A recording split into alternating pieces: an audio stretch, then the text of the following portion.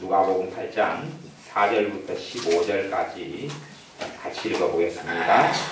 각 동네 사람들이 예수께로 나와 큰 무리를 이루니 예수께서 비유로 말씀하시되 씨를 뿌리는 자가 그 씨를 뿌리러 나가서 뿌릴새 더러는 길가에 떨어짐에 밟히며 공중의 새들이 먹어버렸고 더러는 바위 위에 떨어짐에 났다가 습기가 없으므로 말랐고 더러는 가시떨기 속에 떨어짐에 가시가 함께 자라서 기운을 막았고 더러는 좋은 땅에 떨어짐에 나서 100배의 결실을 하였느니라. 이 말씀을 하시고 외치시되 들을 귀 있는 자는 들을지어다.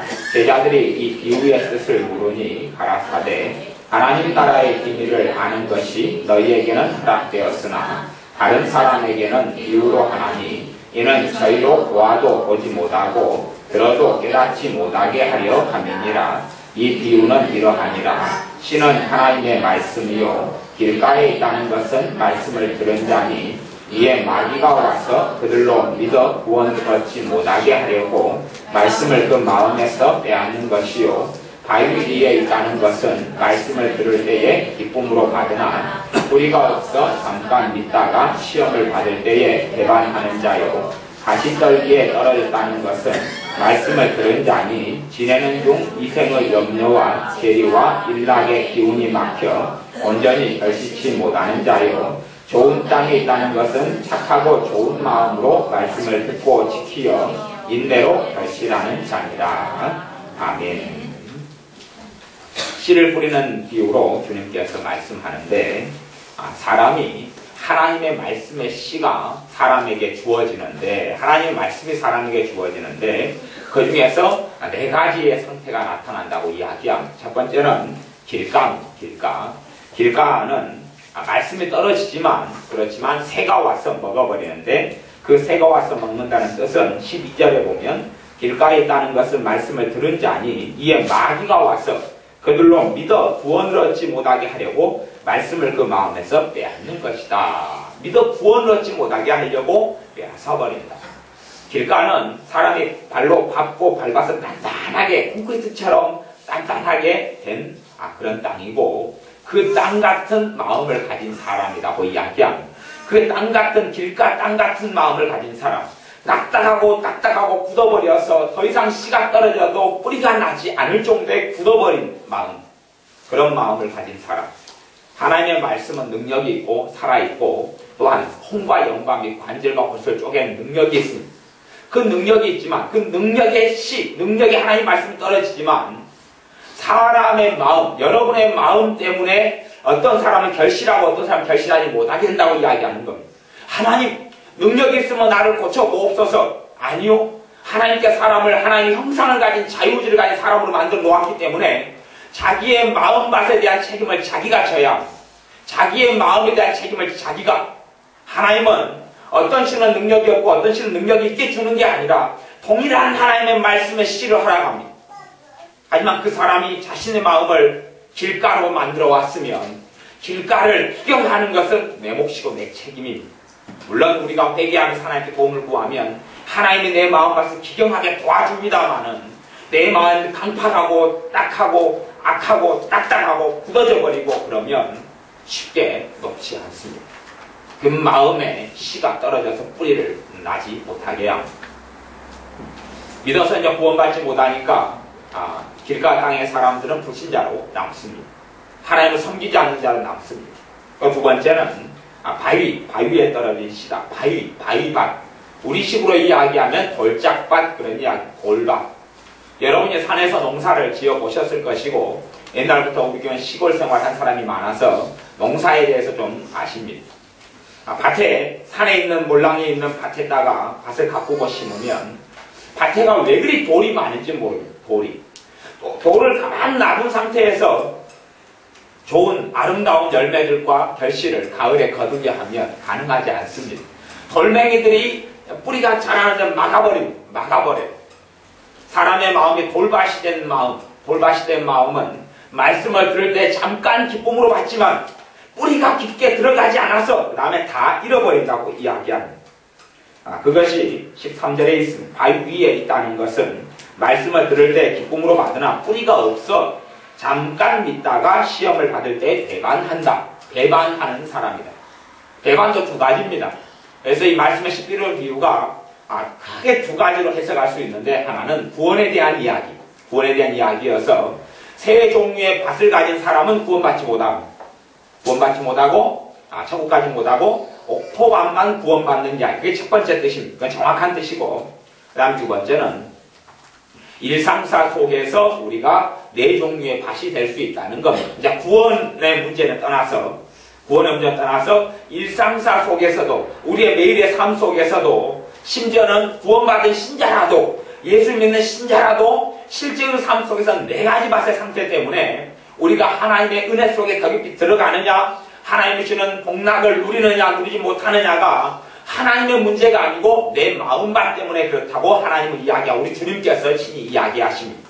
그리고 이 길가 땅에 대한 네 가지 땅, 길가, 바위, 밭, 돌짝밭, 그리고 가시덤불밭, 우리를 이야기하면 잡초밭, 그리고 좋은 거름질, 옥토밭, 이 네 가지 밭에 대한 비유를 성경에서는 반복적으로 복음서에서 이야기하고 있습니다.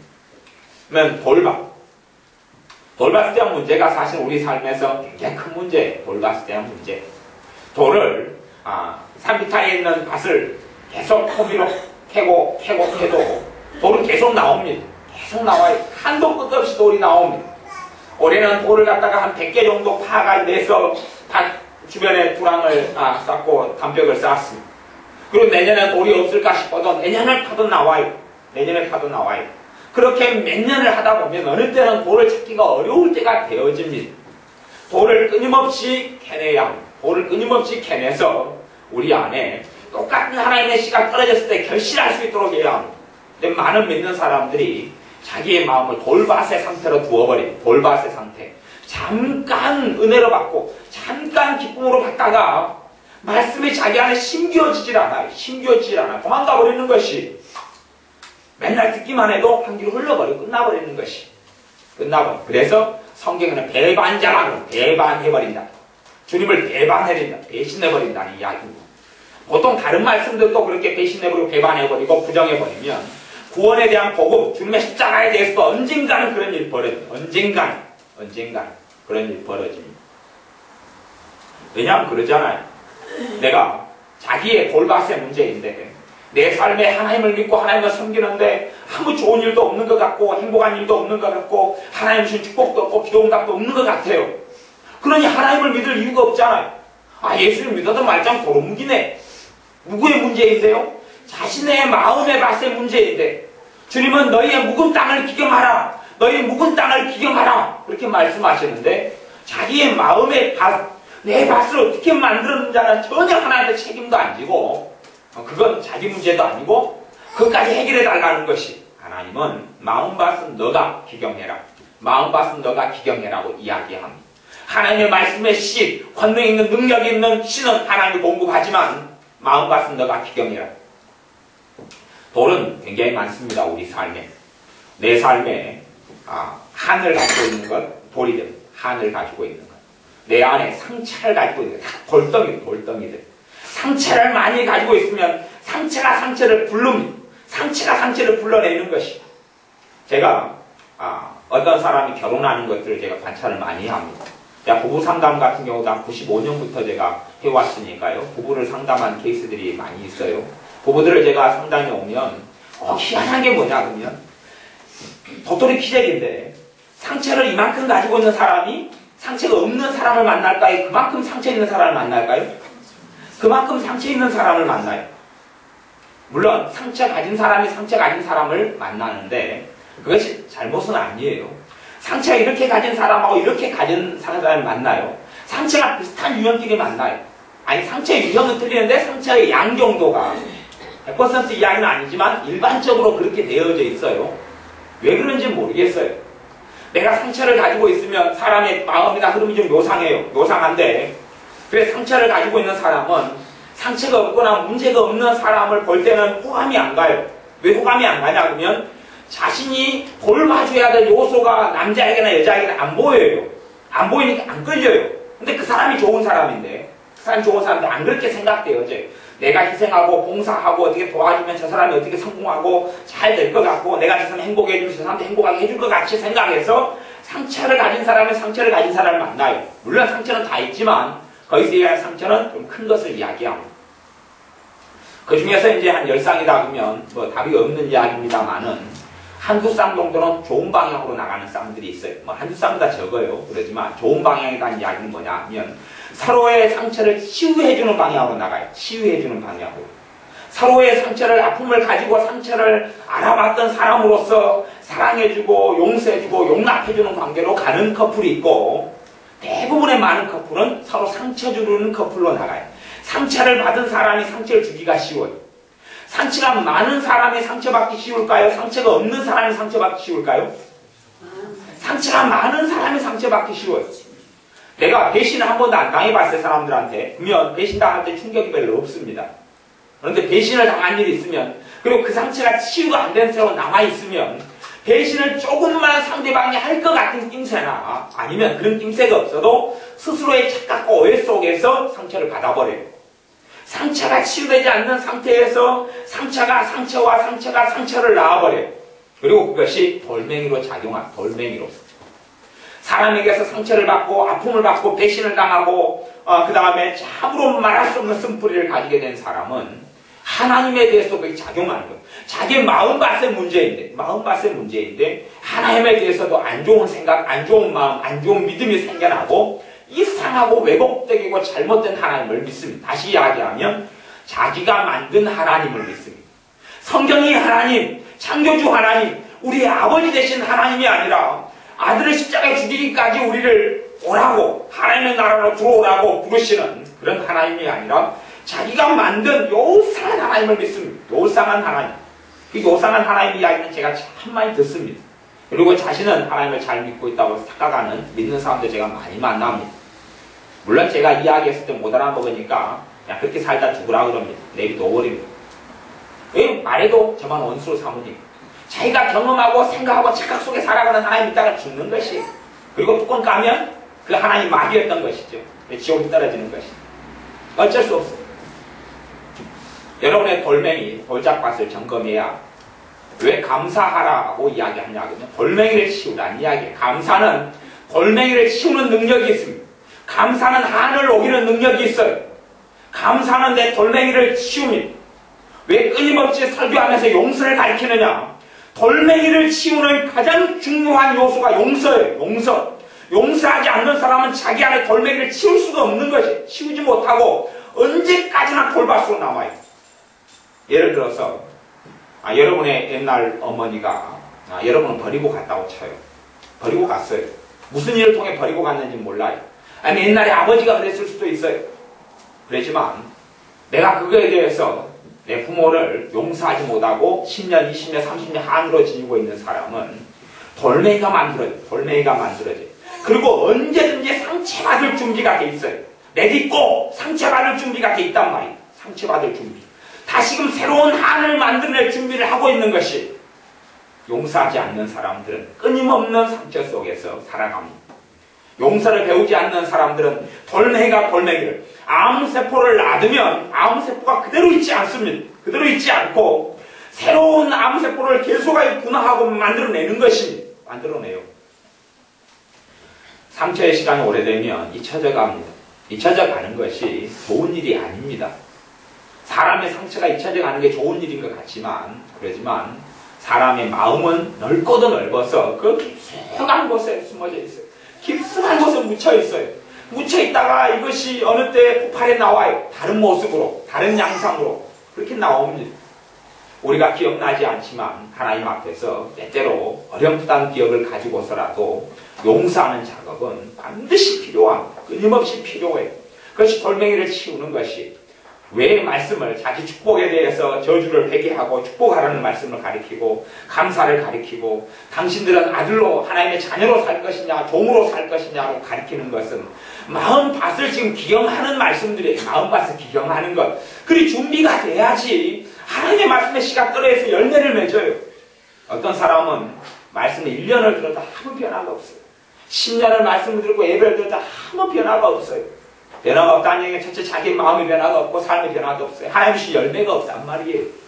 참다운 하나님의 사람은 첫째 자기 심령 안에서 열매가 있고 그리고 무엇보다 평강을 가진 사람이 됩니다. 무엇보다 평안을 가진 사람, 무엇보다 은혜를 가진 사람이 됩니다. 그게 첫째 열매예요. 내 심령 안에서 열매를 가지게 됩니다. 두 번째 나아가서는 외부적인 열매가 나타납니다. 무엇이라고 이야기해도 외부적인 열매를 가지게 되는 것이요. 그런데 이 돌멩이들을 마음속에 가득 품고 있는 사람은 돌짝밭 상태이기 때문에 아무리 하나님의 말씀을 주어지고 아무리 하나님의 은혜가 오다 아무 필요가 없어요. 잠깐 있다 다 날아가고 사라지고 맙니다. 언제까지나 돌멩이 상태로 마음으로 남았으면 절대 안 됩니다. 언제까지나 그 상태로, 언제까지나 돌멩이 상태로 남았으면 안 됩니다. 돌멩이는 캐내야 합니다. 캐내야지 농사를 지을 수가 있는 것이, 여러분 인생에 하나님 앞에서 농사도 돌멩이를 캐내야 됩니다. 캐내야 돼요. 캐내야 돼요. 캐내지 않으면 더 많은 돌멩이가 만들어지고 신앙생활의 연수가 10년 가고 20년 가고 30년 가도 아무 필요가 없습니다. 하나도 변화도 없고 하나도 달라진 것도 없고 하나님 주신 은혜도 하나도 없고 조금 받았다가 까먹었다 받았다가 까먹었다 그렇게 항상 살아갑니다. 또한 마귀 역사가 떠나질 않습니다. 마귀 역사가 떠나질 않아요. 마귀 역사는 죄 때문에 들어오고 역사하고 마귀가 안 떠납니다. 왜 안 떠나냐? 죄가 있기 때문에. 죄가 그대로 있으면 죄는 마귀의 권리침이어서 그 사람에게서 결코 떠나지 않습니다. 떠나지 않아요. 숨어 있어요. 기회만 노리고 숨어 있습니다. 기회만 노리고 그리고 삼키려고 합니다. 기회가 나타나면 기회가 없기 때문에 그 사람은 인생과 삶을 삼켜버리지 않는 것이. 하지만 숨어 있다가 기회만 있으면 그 사람을 삼켜버립니다. 저는 더 많은 사람을 만나고 사역을 해왔기 때문에 한순간에 인생이 파탄나고 마귀의 공격으로 무너지는 사람을 숱하게 많이 봤습니다. 신앙생활 30년 만에 송들이 다 무너지고 인생과 가정과 재산이 다 무너지는 사람들을 꽤 봤습니다. 꽤 봤어요. 왜냐하면 그들의 돌멩이를 치우지 않기 때문에 한순간에 지금 안전하다 평안하다 그럴 때 한순간에 무너져버리고 말아요. 돌멩이를 치우는 사람이 되어져야 합니다. 자기의 마음밭을 기경해서 돌멩이가 자기의 마음속에 들어와 있지 아니하고 쓴뿌리가 나지 아니하도록 자기 마음의 쓴뿌리를 캐내고 돌멩이를 캐내야 합니다. 농사질 때 돌멩이를 그대로 놔둔 상태에서 농사 지으려는 사람은 어리석은 사람이다 그럽니다. 밭에 온갖 돌멩이가 가득했는데 호미로 캐내지도 않고 한 놔둔 상태에서 농사를 짓는다. 바보라 그럽니다. 바보. 결코 농사 지을 때 좋은 소득을 낼 수도 없습니다. 여러분의 상처를 준 사람들 용서하시고 돌멩이를 캐내셔야 합니다. 또한 인생과 삶에 대해서 불평하고 원망하고 한탄하고 열등감 가지고 거만하고 살아오는 여러 것들에 대하여 여러분의 돌멩이를 제거해야 됩니다. 자, 저는 다행히 감사하는 점은 그런 점이 있어요. 뭐 별것이 다 감사가 된다 그렇게 말할지 모르겠지만 우리 교회에서는 대단한 부자가 없는 것이 감사해요. 대단한 부자가 없는 것. 대단히 성공한 사람이 없는 게 감사해요. 그 사람이 한둘 있다고 쳐보세요. 다른 교인들은 시험에 듭니다. 부자 한 50억 재산 가진 부자가 없는 게 너무 감사해요. 그 사람이 있으면 문제는 빈부귀천이 되는 것이. 빈부귀천. 우리 주님은 목수생활 하셨어요. 목수생활. 우리 주님은 막노동하는 목수생활을 3살까지 하셨어요. 우리 주님이 친히 주님이 왜 왕의 자식으로 나실 수가 없었겠어요? 사람의 자식이 아니니까. 주님은 하나님이시니까. 하나님 위에 더 좋은 직업, 더 좋은 직장과 더 좋은 능력을 선택하지 않으셨겠어요? 하지만 우리 주님께서 안 그러고 말구유에 나셔서 목수생활 하셨어요. 사람은 자기보다 더 좋은 걸 보게 되면 자꾸만 직업으로, 직장으로 누가 좀 막노동하는 것 같으면 거의 초래하다 그러고 누가 좀 고상한 사장님이고 넥타이 메고 다니면 좋다고 생각하고 아니요. 하나님은 아무것도 아니에요. 제가 넥타이 메고 이렇게 다녀도 아무것도 아니에요. 아무것도 아니에요. 그런다 해서 내가 어떤 청소부가 돼서 미화이 돼서 일한다 해서 그거 부끄러운 거 절대 아니에요. 내가 남의 집일하고 남의 가정도 일하는 게 뭐가 부끄럽단 말입니까? 전혀 부끄러운 게 아니야. 하나님 앞에 살아가는데 아무것도 아니에요. 빈부귀천은 아무것도 아니에요. 직업 직장은 아무것도 아니에요. 아무것도 아니에요. 조금 이따 다 사라지는 것이. 내가 종업원을 데리고 있던 사장이든 아니면 내가 종업원이든 그게 뭐가 중요하단 말입니까? 그래서 하나님께서는 너희가 종이냐 지금 노예 생활하고 있냐 그럼 그대로 있어라.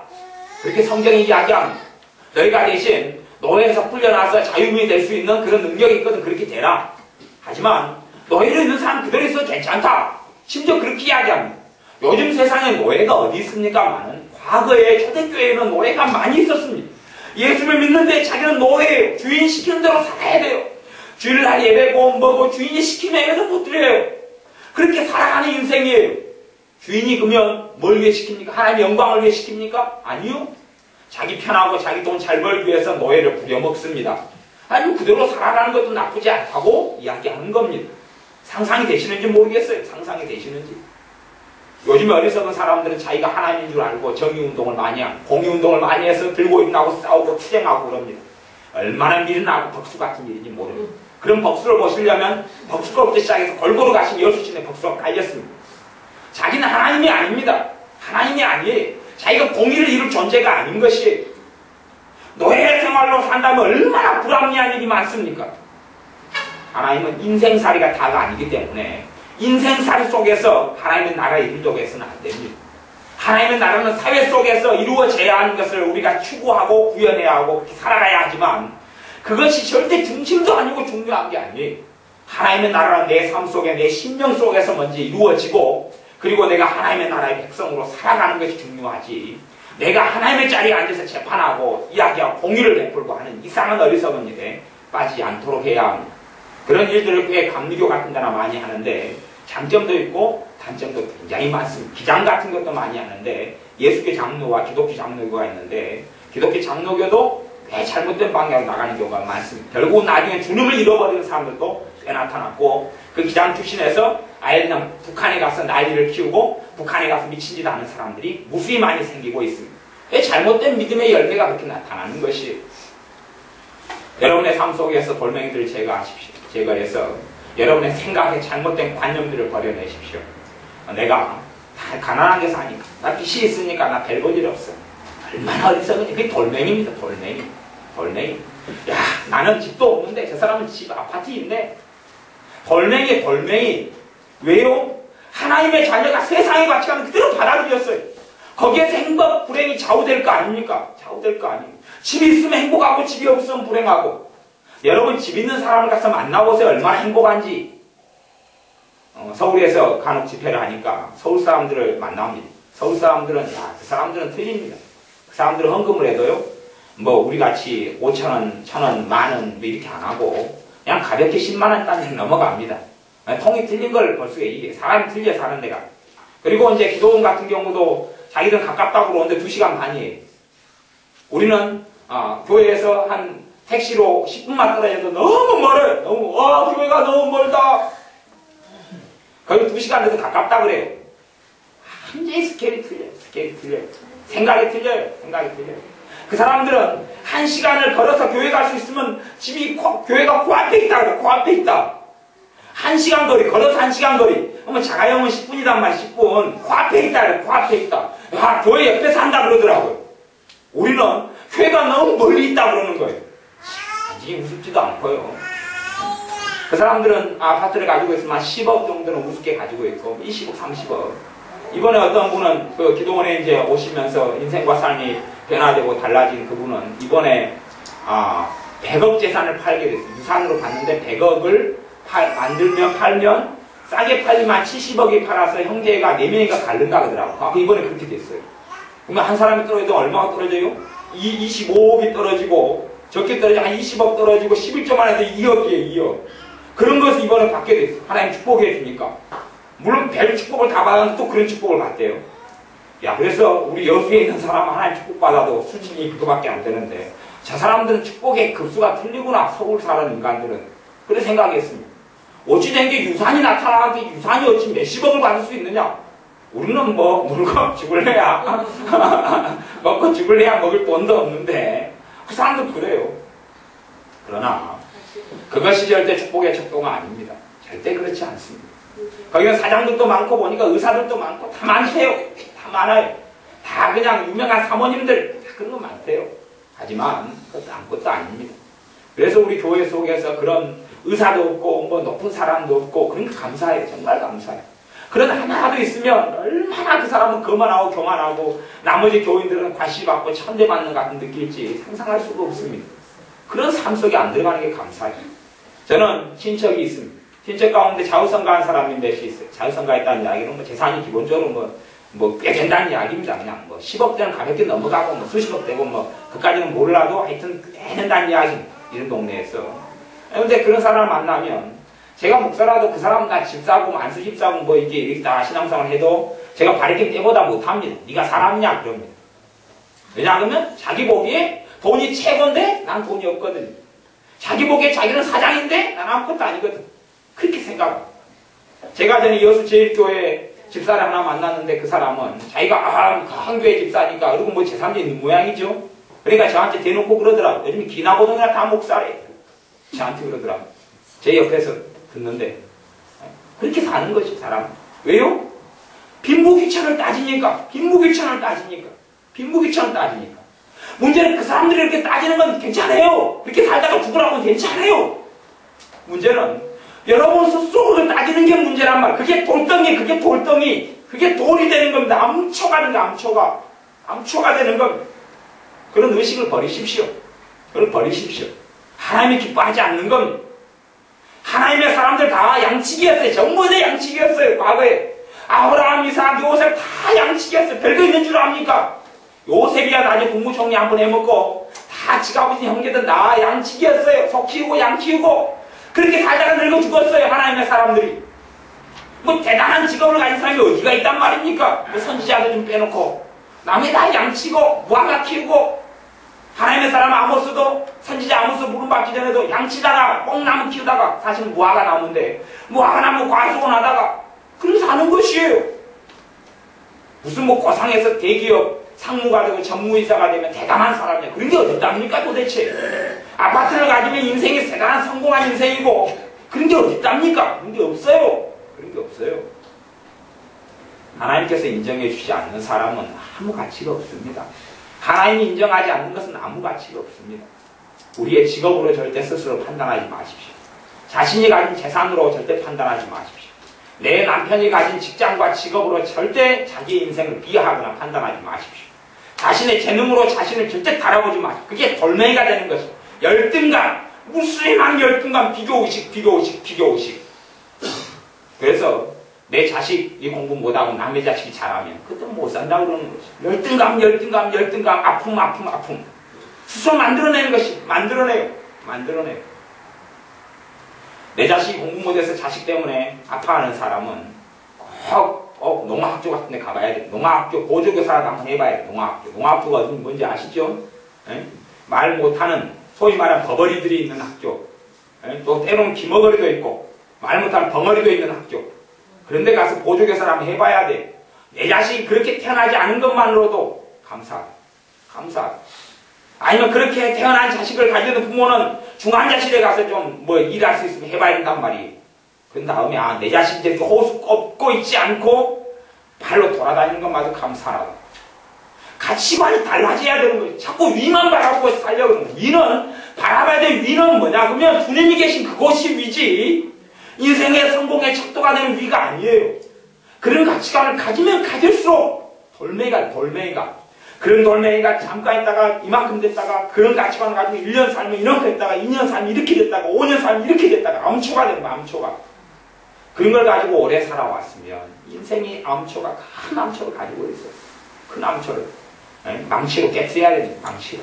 큰 암초에서 깨지기는 어렵겠지만 깨야 됩니다. 깨야 돼. 오하마로 두드라 깨야 됩니다. 오하마로 두드라 깨야 돼. 제가 전에 일을 할 때 전봇대를 깨는 일을 좀 했다 그랬습니다. 전봇대 깨는 일 들어보셨어요? 아파트에 기초를 놓으면 지주로 이렇게 막 찍어가지고 박으면 아무리 전봇대를 잘 기초를 박는 전봇대로 기초를 박아요.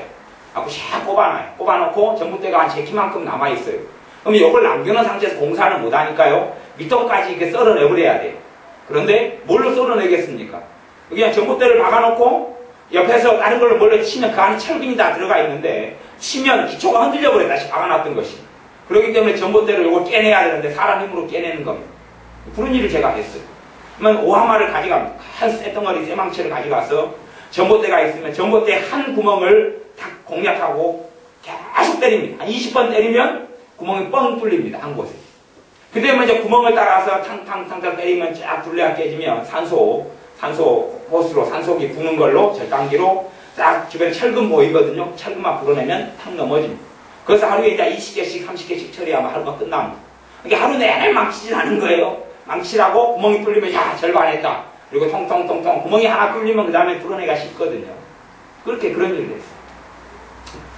여러분의 삶에 그런 잘못된 여러분의 암초 같은 것을 제거해야 쉽지는 않겠죠. 쉽지는 않아요.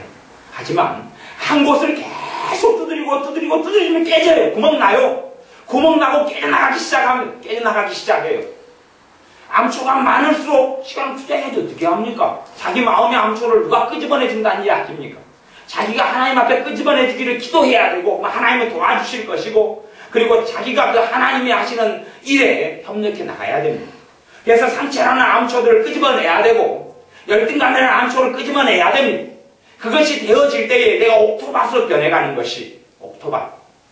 기도 같은 것은 우리의 밭에 아름다운 물을 주는 것과 같은 것이 물을 줘요. 단단하고 굳어진 밭에 물을 줘요. 여러분 밭을 갈려 그럴 때에 아주 비가 없고 물기가 없는 밭을 갈아보세요. 호미질도 꽃갱이도 되지 않아요. 되지 않아요. 근데 좋은 밭을 거름지고 물기가 많은 밭을 갈면 너무 잘 갈아지죠. 호미질도 쉽고 간단해요. 처음에는 절대 간단하지 않습니다. 농사를 한 3년 안 지어놓고 방치해놓은 밭에 농사 지으려면 여러분이 해야 될 일이 너무 많습니다. 잡초가 너무 많이 우거져 있고요. 논 같은 것도 그러잖아요. 논 농사 1년 안 지어버리면 2년째 못 해먹잖아요. 완전 황폐화가 돼버립니다. 논이 1년 안 지으면 황폐화 돼버려요. 그런 것을 기경하고 갈고 기경하고 갈아야 돼요.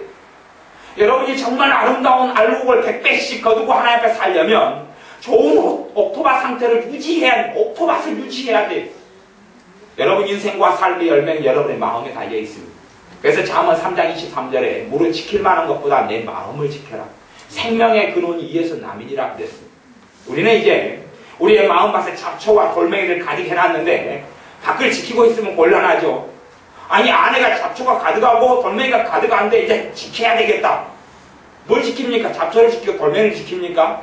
지키는 문제가 아니고 이제 빼내야죠. 그래서 마음을 지키라 그 말은 마음을 옥토로 만들라 그런 이야기를 하는 것이 근원적으로 기본적으로는 그게 지키는 것이요. 지키는 것이 옥토로 만들어야 돼. 옥토로 만들어야 돼. 옥토로. 집에 바퀴벌레가 드글드글 끓고 있는데 집을 지켜라 그래서 바퀴벌레가 집에서 탈출하지 못하게 막고 있으면 어찌 됩니까? 탈출하고 아니면 죽여야지 잡아서. 그러는 것이 가만 놔둔 상태에서는 여러분의 음식과 여러분의 집이 병균과 세균으로 오염되어 가는 것입니다. 여러분 안에 내 안에는 무슨 돌멩이가 있을까를 생각해 보셔야 됩니다. 그리고 그 돌멩이들을 녹이는 최고의 무기 중에 하나가 감사라는 것입니다. 감사는 명령이다. 그 감사를 통하여 한이 녹아져가요. 한이 녹아져가요. 왜요? 감사를 통하여 성령님이 역사하기 때문에 그렇습니다. 감사를 하기 시작하면 성령님이 역사해서 한을 녹이기 시작합니다. 어떻게 왜 녹아지는지는 몰라요. 그 신비한 하나님의 작용을 어떻게 다 이해합니까만은 감사하기 시작하면 한이 녹아지기 시작합니다. 여러분이 친정어머니에 대한 한이 있다고 쳐요. 그러면 친정어머니에 대해서 돌아가셨든지 어쨌든지 간에 감사하기 시작해요. 감사하기 시작. 한을 하나님이 녹이기 시작합니다. 녹이기 시작해요. 신비한 하나님의 역사가 나타나기 시작합니다. 내가 내 아버지에 대해서 한이 있다. 아니면 학교에 할 때 선생님에 대해서 한이 있다. 아픔이 있다. 상처가 있다. 그래서 감사하면 하나님이 녹이기 시작하고 일하기 시작해요. 하나님이 우리한테만 맡겨두는 게 아니에요. 문제는 우리가 협력해야 한다는 것이 협력해야 한다. 협력해야 한다. 내가 하나님의 내 돌멩이를 치우고 잡초를 뽑는데 하나님께 협력해야 돼요. 그러면 하나님께서 내 마음밭을 기경하는 거 도와주시고 역사해 주시는 것이 역사해 주셔요. 여러분의 마음밭이 기경되어질수록 하나님은 동일한 씨를 주시니까 능력 있고 권능 있고 홍과 인과 관련과 벌써 찔러 쪼개는 권능의 말씀을 주시니까 그걸 통해서 여러분에게는 100배가 열매 맺힌다고 이야기합니다. 8절 말씀 8장 8절에 더러는 좋은 땅에 떨어지면 나서 100배의 결실을 하였느니라. 100배의 결실을 하기를 더 원하자. 100배의 결실. 옥수수 하나를 심으면 알맹이를 씌워보면 보통 적게는 한 4,000알부터 10,000알까지가 맺힙니다. 더 많이 맺히는 것도 있어요. 옥수수, 강냉이 옥수수 한 알 가지고 4,000알이 넘게 맺히는 4,000알이 넘게. 하나님도 100배를 약속하셨습니다. 100배를 약속하셨어요. 100배의 결실을 주신다고 8장 8절에 약속하셨어요. 100배의 결실. 여러분의 마음은 옥토바스를 만드십시오. 옥토바스를 만드십시오. 돌멩이를 하나를 빼내고 또 하나를 집어넣고 하나를 빼내고 하나를 집어넣고 그런 일은 하지 마십시오. 돌멩이를 캐내고 또 갖다가 날르고 캐내고 갖다 날르고 그런 어리석은 일을 수석하는 분은 돌멩이를 갖다 날라야 되겠지만 그 수석이고 밭농사 짓는데 돌멩이를 왜 밭에다 뿌리냔 말이지요. 캐내고 뿌리고 캐내고 뿌리고 정말 어리석은 삶입니다. 돌멩이를 빼로 놔둔 상태에서 내가 은혜 생활하겠다. 거기서 100배의 결실을 하겠다는 것도 정말 어리석은 것입니다. 여러분의 하나님 말씀과 어긋나는 가치관, 생각들을 무너뜨려야 될 때 다 돌멩이들입니다. 그리고 셋째는 가시덤불 밭인데 가시덤불 밭은 그렇습니다. 14절에 보면 가시떨기에 떨어졌다는 것을 말씀을 들은 자니 지내는 중에 이생의 염려와 재리와 일락의 기운이 막혀 온전히 결실치 못한 자니라. 가시덤불이나 잡초밭에 씨가 떨어지면 가시덤불이 양분을 다 먹어버립니다. 또 가시덤불은 더 빨리 자라고 우거져 있기 때문에 햇볕을 막아버려요. 그리고 나긴 나고 뿌리도 좀 내리지만 햇볕이 충분히 있어야 되고 비도 있어야 되는 비가 주변의 것이 다 먹어버리는 것이. 그래서 결실하지 못합니다. 결국 열매 맺지 못해요. 그것이 가시덤불이에요. 가시덤불이 세 가지 종류의 가시덤불이 있다고 주님은 이야기합니다. 첫 번째 가시덤불은 14절에 보면 이생의 염려가 가시덤불이다. 염려가 가시덤불이다. 아니 염려를 많이 하는 사람 그래서 열매를 못 거둔다는 이야기입니다. 염려가 가득해 못 거둬요. 그래서 염려를 하도 많이 한 사람들은 염려가 이제 자동으로 되는 단계에 이르릅니다. 도로 닦은 거죠. 그래서 가만히 있어도 염려거리가 없는데도 찾아오는 것이. 제가 아는 사람도 그 이야기를 해요. 그분이 60 몇 살이니까 돌아가시려면 한 20년 남았겠지, 20, 30년 남았죠. 근데 내 장례식에는 사람이 적게 올 것 같아서 걱정이 된대. 자기는 암병에 걸린 것도 아니고 언제 죽을지 모르는데 늙어 죽을 거죠. 자기 장례식에 사람이 적게 올까 걱정이 된대. 참 그래서 60 몇 살 되신 분은 뒤통수를 때릴 수도 없고 이럴 수도 없고 저럴 수도 없고 놔뒀습니다. 근데 별 걱정을 다 했어요. 별 걱정을. 제가 어제 그제 이 형님 사람한테 물어봤습니다. 우리 명지가 11살인데 시집 갈 거 걱정했냐고 물어봤죠. 했다 그랬을까요? 안 했다 그랬을까요? 했다 그랬어요. 왜? 여러분도 다 저지르신 일이 있으니까 이해하실 겁니다. 다 저지르신 일이 있어요. 심지어 손자가 이제 3살인데 손자 결혼할 걱정을 하죠. 결혼할 걱정. 참 대단한 분들이죠. 주님은 한날 괴로우면 그날이 족하니라. 내일 걱정은 내일 해라. 걱정에 대한 걱정을 심고 하나님이 왜 우리를 행복하게 안 해주시려고 하겠느냐 하는 것이, 하나님이 왜 우리를 안 도와주시겠느냐, 하나님이 우리를 왜 축복하시지 않겠느냐. 문제는 그 축복을 가로막고 있는 존재가 여러분이라는 사실이, 여러분의 잡초가 하나님의 주신 100개의 결실을 받지 못하게 하는 것이다는 이야기. 염려하지 마십시오. 염려가 돼서 오토매틱으로 자동으로 염려가 생겨나는 사람들은 감사란 무기를 사용하십시오. 감사란 무기를. 염려가 깨져나가기 시작할 겁니다. 어느 때 감사하고 또 감사하다 보면 염려가 생길 때마다 감사를 바꿔야 되죠. 염려가 생길 때마다. 자식이 뒤통수가 깨졌답니다. 주님. 뒤통수 깨져서 내 자식이 아파하는데 어쩔까요? 너무 슬프다. 하나님 뒤통수가 깨져서 감사합니다. 뒤통수 깨졌다니 좋습니다. 그러고 사는 것이. 왜 그런지 몰라도 지나오니까 뒤통수가 빨리 낫더라고 그래요. 빨리 뒤통수가 치료되더라고 그래요. 그렇게 뒤통수가 깨졌는데 거기에가 금반지가 있다고 그래요. 그런 이야기를 듣는단 말이죠. 여러분이 감사하기 시작.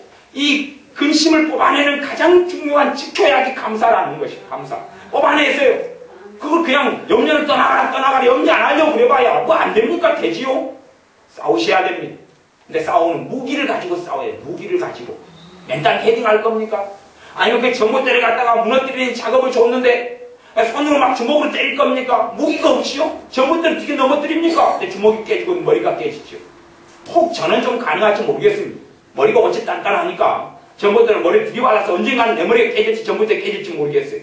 근데 여러분 머리 가지고는 안 된다는 이야기예요. 다 깨져버리고 막 피투성이가 되고 맙니다. 무기가 없이 무슨 일을 어떻게 하느냐 말이에요. 무기가 없이. 추수할 때 낫이 없이, 아니면 트랙터가 없이, 경운기가 없이, 컴바인이 없이 어떻게 추수를 하느냐 말입니다. 뭔가는 있어야죠. 도구가, 기기가 있든지 도구가 있든지. 땅을 갈 때 맨손으로 땅 갈겠습니까 이게? 도구가 있어야 도구가. 여러분의 싸우는 무기들을 성경에서 장만하십시오. 그리고 싸우십시오. 그 중에 절대적인 무기가 3가지가 있는데 그것이 기쁨, 명령, 기도, 감사 그 3가지라고 오늘 데살로니가서 5장에 이야기했단 말이에요. 5장. 여러분이 명령, 감사는 명령이다. 기쁨도 명령이다. 어둠에 들어와요. 근심에 들어와요. 근심아 떠나가라 떠나가라 떠나가라. 하나님 근심이 생겨서 어쩌면 좋습니까? 슬픔이 찾아 들어와요. 외로움이 찾아 들어와요. 외롭네 슬프네 어쩌면 좋을까? 하나님 명령 기뻐해라. 외로움 사라져요. 기뻐해라 사라져요. 기쁨은 감정이 아니고 순종이거든요. 사랑? 감정 아니에요. 콩깍물 씌는 사랑하다가 조금 지나면 그 사라져버려요. 그리고 어떨 때 사랑이 만들어지느냐? 상처받는 일을 용서해주고 용납하지 못할 거 용납해주다 하면 진짜 사랑이 시작돼. 진짜 사랑이. 진짜 사랑이. 부부가 만나서 사는 것은 진짜 사랑을 하겠다는 결단이에요. 가짜 사랑이 사랑에 대한 워밍업 준비가 콩콩 뿌리고 진짜 사랑은 이제 볼 걸 못 볼 걸 다 보다가 그다가 시작되는 걸 용서 못하겠다 그러면 진짜 사랑 끝내겠다 그 말이고 용서하겠다 그러면 진짜 사랑하겠다는 이야기고 그렇게 하다가 진짜 사랑이 시작되는 그다가 이제 편해져요. 용납이 돼요. 용납의 범위를 더 키우면 더 편해져요. 더 키우면. 그래서 성경에도 너희 마음을 넓혀라 그랬어요. 내가 지금 쫌생이 마음에서 남편과 아내를 보고 있으면 그래서 한 2배, 3배, 5배를 키워버리는 거예요. 키워버리는 것이. 키워버려요. 그러면 편해져요. 그러면 못 볼 사람이 빠져요. 그리고 부부관계가 시작되고 출발하는 겁니다. 그때를 진짜 너가 사랑한다 그러는 것이. 하나님 말씀에 사랑은 허다한 허물을 덮느니라. 사랑은 허물을 덮느니라 라고 이야기하는 것이. 그런 것이 우리의 무기가 되어집니다. 여러분이 근심이 가시던 불이고 두 번째 가시던 불은 제들은 돈 욕심이다 그러는 거예요. 돈 욕심. 누가 돈 욕심이 없습니까? 있어야 돼요. 근데 과도한 것을 이야기하는 과도한 것. 다시 이야기하면 돈이 마음속에 꽉 차 있는 것이 눈으로 봐도 돈, 생각해도 돈, 인생의 목적도 돈이 목적. 더 좋은 집, 그게 이제 재리에 다 들어가는 것이 더 좋은 집, 더 좋은 차, 그것이 목적이고 꿈이고 이유고 그러는 것이 성공, 이게 재리에 다 들어가는 것이 그게 들어와버리는 사람은 행복도 잃어버립니다. 부자들의 공통점이 몇 가지가 있는데 그 중에 제가 부자들 연구조사한 이 결과서를 다 보면 그 중에 특징적인 게 뭐냐 하면 부자들의 특징이 그거다 나와요. 감각이 사라졌다. 부자의 특징은 뭐냐면 감각이 사라져버렸대요. 감각이 사라졌다는 이야기는 기쁨이 없대요.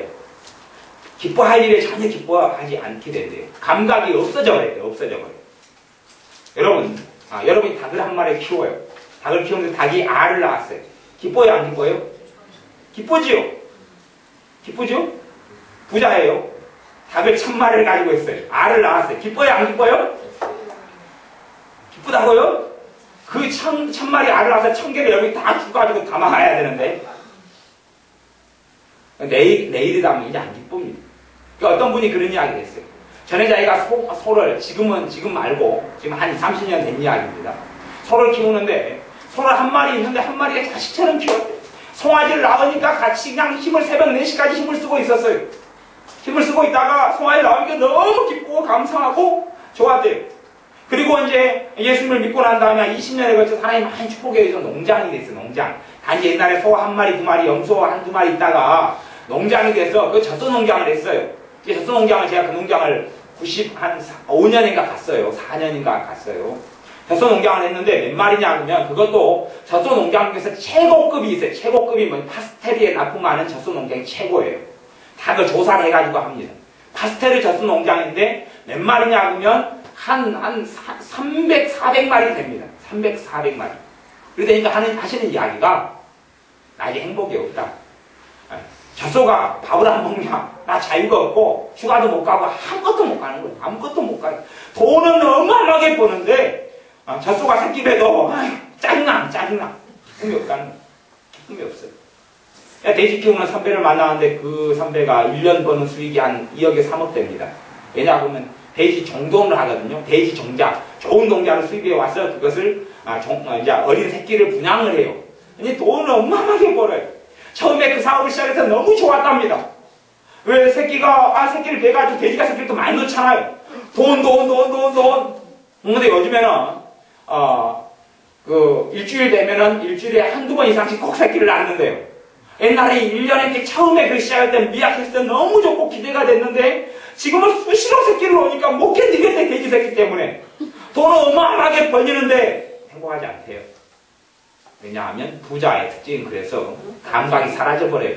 좋은 걸 먹어도 좋지 않고 좋은 걸 보아도 좋지 않고, 왜? 소유가 많아져서 재화가 재물이 들어오면 들어올수록 이제 감각이 없어져 버려요. 그래서 삼성의 이건희 회장 같은 경우는 감정이 없어져요. 감정이 말라버리기 때문에 한 달인가 이렇게 미국에 가서 웃음 주사를 1억짜리를 맞고 오잖아요. 그래도 그게 살아나는 것 같냐면 안 살아나요. 안 살아나고 그게 다 방송됐으니까 우리가 아는 이야기 아니에요. 그렇게 해도 감각은 안 살아나는 것이, 왜? 이 재화, 재물, 재리가 들어와 버려 마음을 차지해버리면 그 사람이 그래도 부자로 살면서 가슴을 차지해버리면 그렇다고 쳐요. 돈이라도 있으니까. 근데 비극은 가난뱅이로 살면서 돈이 마음속에 들어가면 얼마나 불쌍합니까? 안 그래요? 돈 보고 사는데 가난뱅이에요. 부자가 돼도 비참하고, 왜? 하나님으로부터 맺는 열매가 없어요. 하나님으로부터 결실하지 못합니다. 돈이 뱃속에 들어와 버리면, 돈이 생각 속에 마음 속에 차지해버리면 가정 정도가 차지하면 우리가 고상한 이유가 되죠. 부부간의 행복이 이유다라고 생각하면 고상해요. 그 정도는.